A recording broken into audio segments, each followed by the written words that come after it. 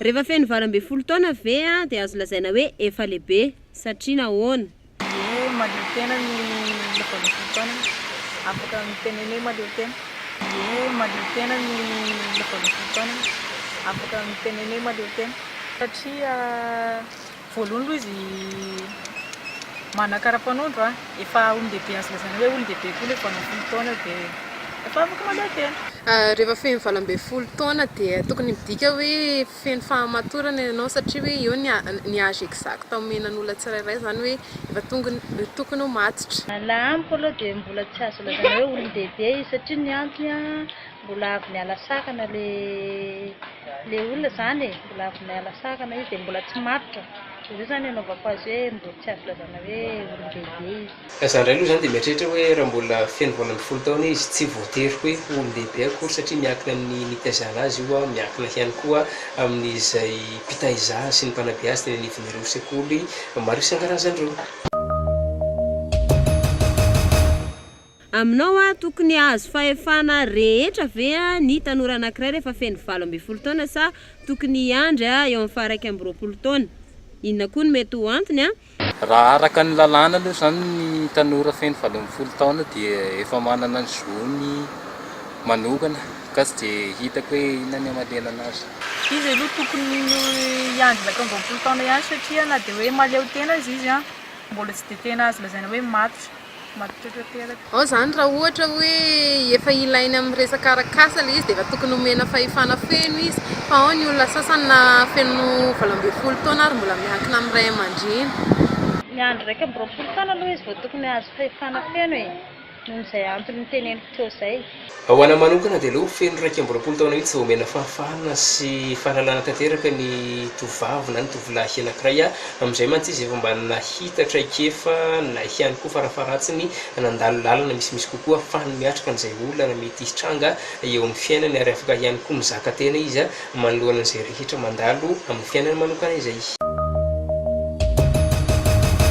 Taona zazavavy no tokony anambady satria nahoana? Arakaraka ny fahamatorana fa feno taona fotsiny zany tena.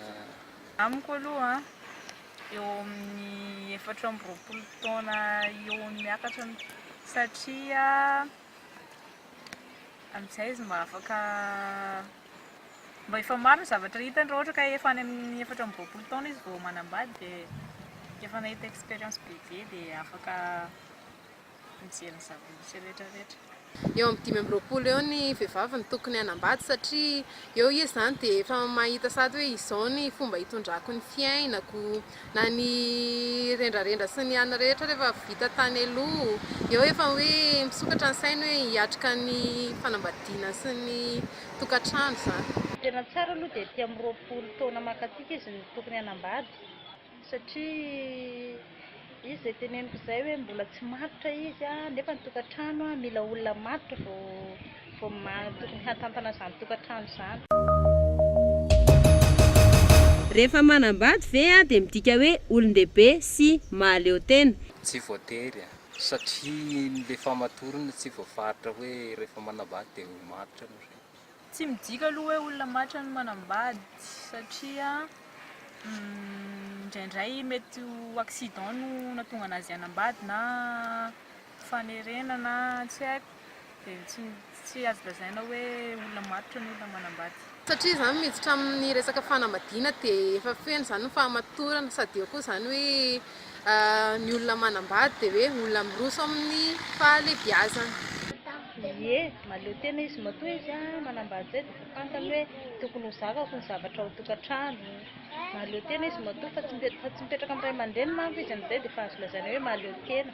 Tsy voatery hoe matotra koa rehefa miroso an'izay fanambadiana izay fa ny ao anatin'ny fanambadiana no mahatonga anao ho lasa matotra kokoa manoloana n'ireo olana rehetra izay diavinao ny fahasambarana izay ilomanosanao ihany koa satria misy havanao misy fitantananao misy vady ao misy zanaka ao misy fitadiavanao zany hoe maro ny zavatra rehetra sy maintsy sedraina rehefa miroso an'izay setry ny fanambadiana izay dia tsy voatery hoe matotra tanteraka rehefa tafiditra foa miankina amin'ny tsirairay ihany no anton'izay rehetra izay.